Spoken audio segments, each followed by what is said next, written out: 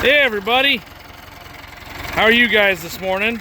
It is Saturday, July 6th. I hope everyone had a good 4th of July.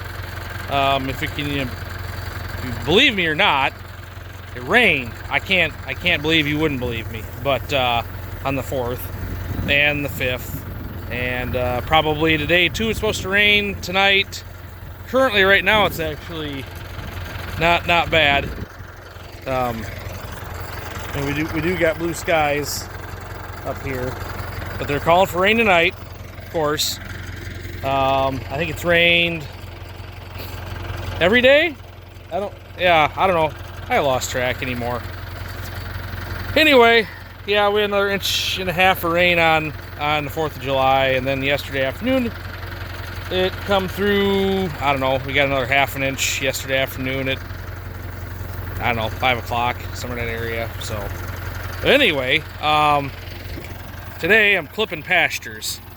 If you can see, I got a pretty good crop of Canadian thistles here. I've tried to get before they seeded. They're just starting to seed a little bit, so clipping those, mowing along some of the road a little bit. I think I might go up. I'm up behind there's the barn right down there. You probably can't see it, but the barn is right down there.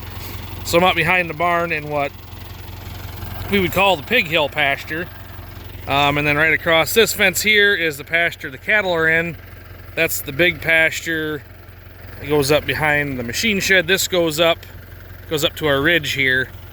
I don't know. I should probably clip this on the other side of the fence, but I'm not going to, because we have loggers out right now, and right there is a log road, and they're gonna be dragging logs down across here, so it's not much use for me to clip that off, because they're just gonna run it over with the skidder and the logs anyway. So if you're kind of wondering why we have a fence right through the middle here, or why wouldn't you put the fence up along there, why isn't this just all one pasture here? Well, this kind of goes when we were still milking cows yet.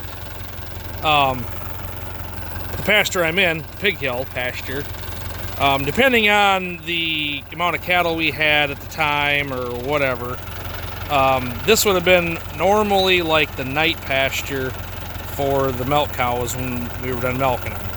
So the gate was right behind the barn. It literally couldn't go any farther than this row of trees right here. That's the line fence right there for the neighbors, and then it goes up. Well, it goes up behind, up along here.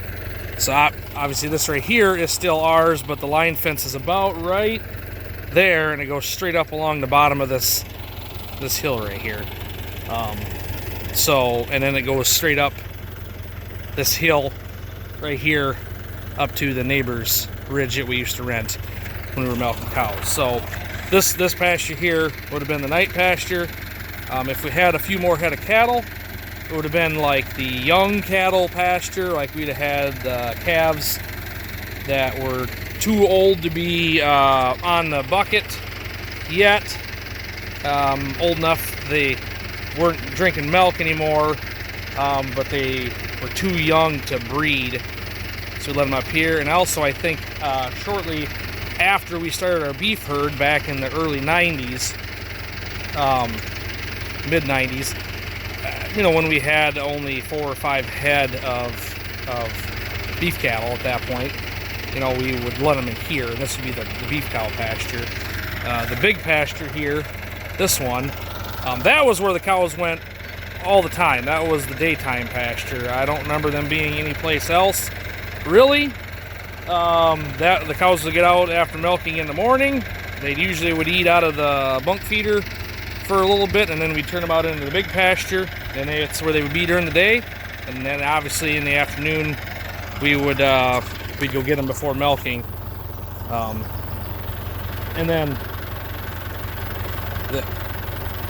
I guess I don't know how to explain this, but then there was the other pasture. The big pasture here is obviously a big one. It never used to be as big because behind the machine shed there was a fence that ran from the machine shed up to the corner of the fields up there in the bottom, and it divided this pasture with the one that's in the hill over beside the house.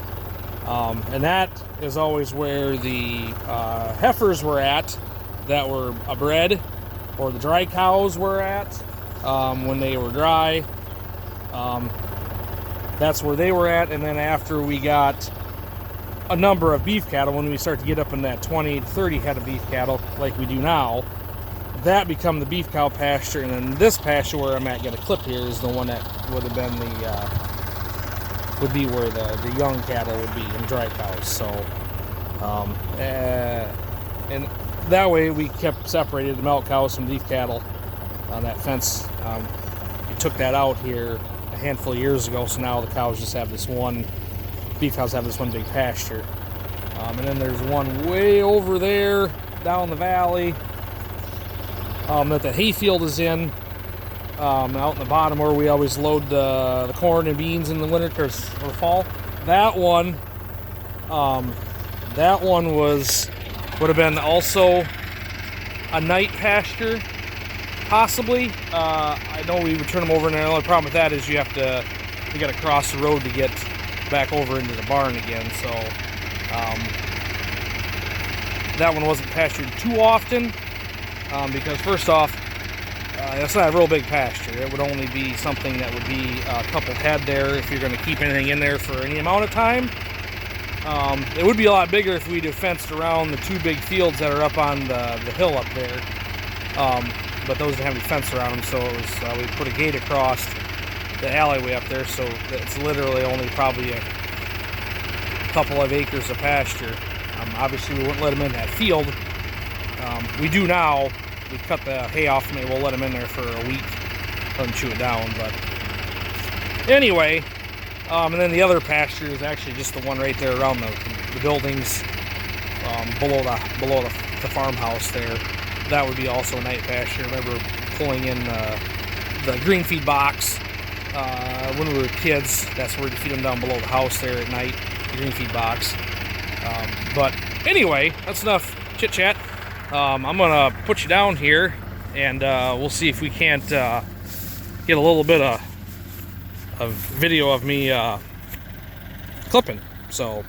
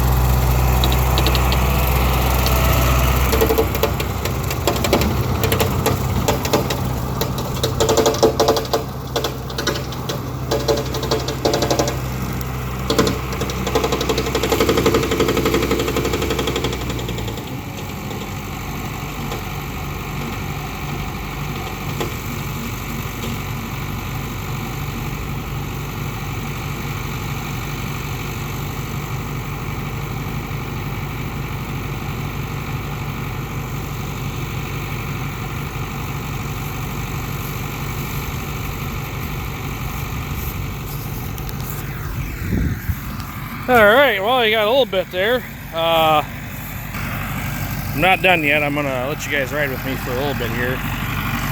That stuff there is probably, I don't know, 8 foot tall, I suppose. I mean, it's taller than the exhaust pipe on the tractor.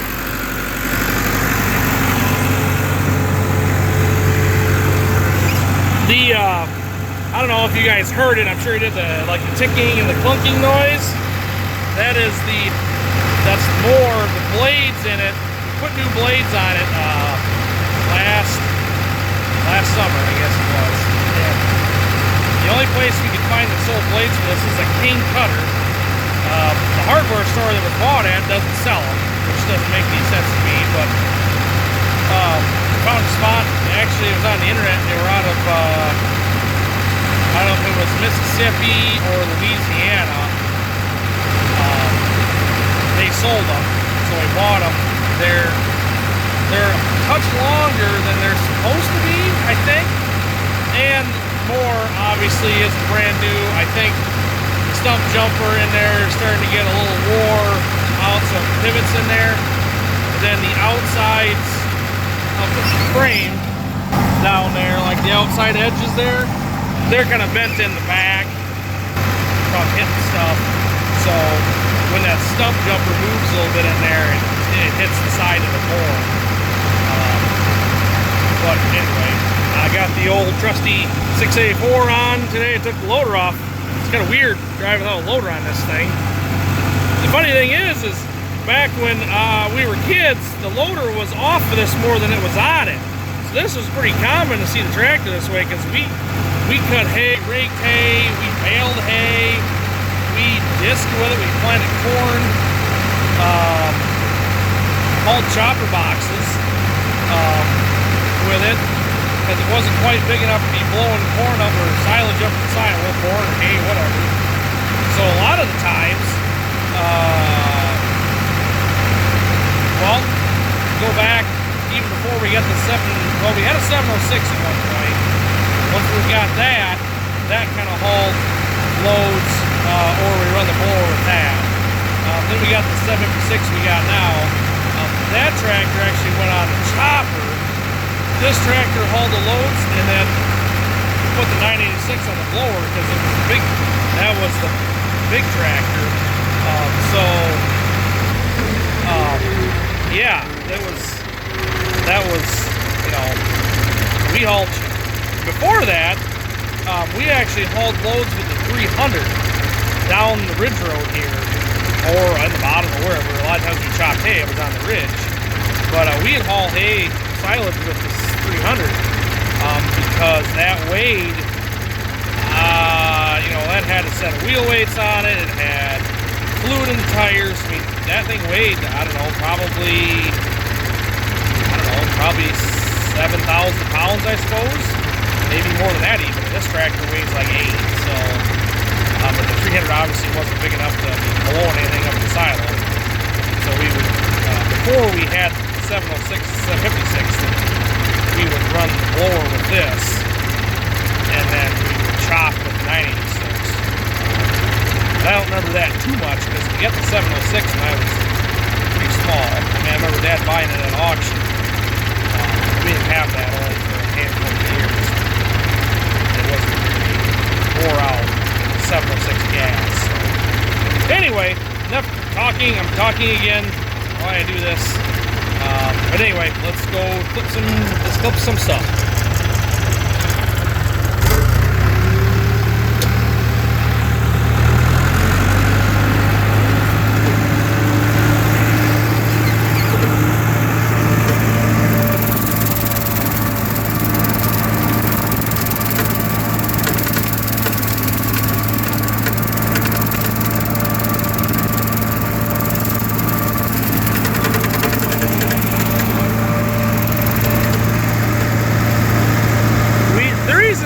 Are up here is because we drug trees out on the hill there to cut for firewood. Right where the trees sat, we cut them up, is where the thistles are growing. So a couple of years ago, I actually clipped this all off and I baled it, round baled it, but I should have probably clipped it with the. I clipped it with the other mower, and it didn't do a very good job.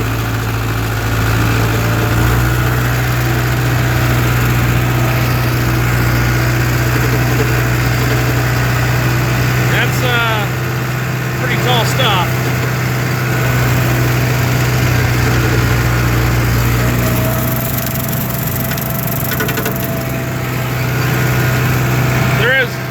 I would use the disc mine, but there's stuff like that in here. Stumps of trees, cutting them up. There's rocks in here. And because I've thought about, well, there's going to be a rock. I don't know.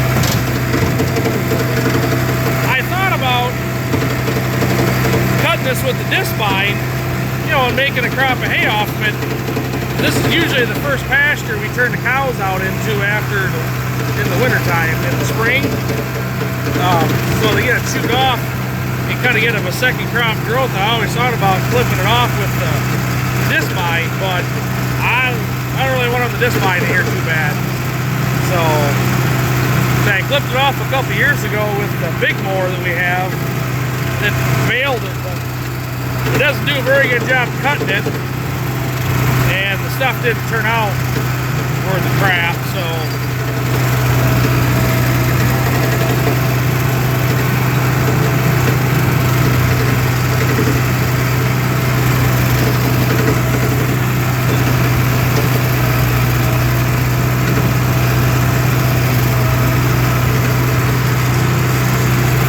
there's what's left of some of the trees we cut up.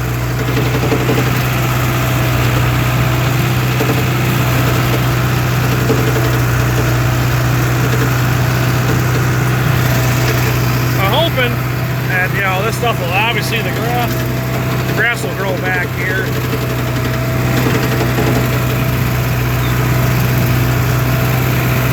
Get some grass to grow back.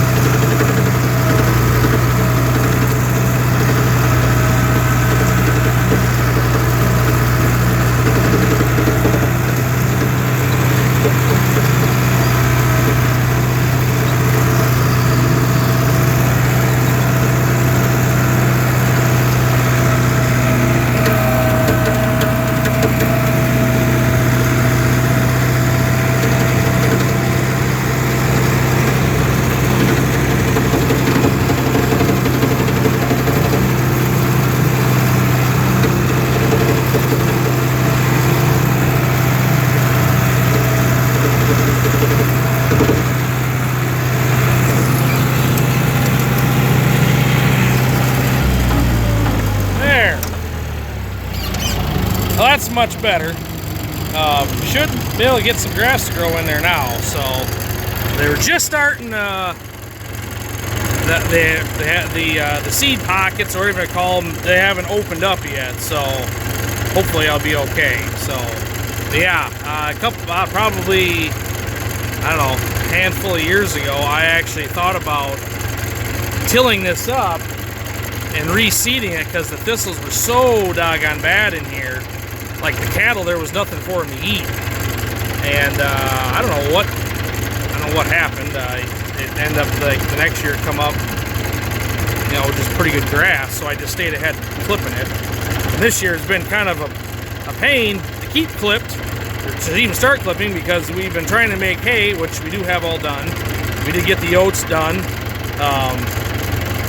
but it's been kind of a pain to keep on because it rains every other day, or sometimes more than that, so sometimes multiple times a day. Yesterday I think it rained 3 different times. So you know, the sun comes out and in 20 minutes it can rain. We get half an inch of rain to come through in a short time, and then the sun will come back out, and you know, it's been terrible. So I don't know. I think I'm going to clip some more pasture. Thought about clipping in the big pasture where the cattle are at, but I don't know. I might run up through there just to make a path up through the bottom, because there's a wide open bottom up there, but it gets kind of hard to run forward, especially if it's wet and all the water splattering you up through tall grass. The seeds hitting you, it's almost like driving into bugs. But anyway, that's all I got for this. If you guys like what you see, let me know. Like, share, comment, and we'll talk to you guys later.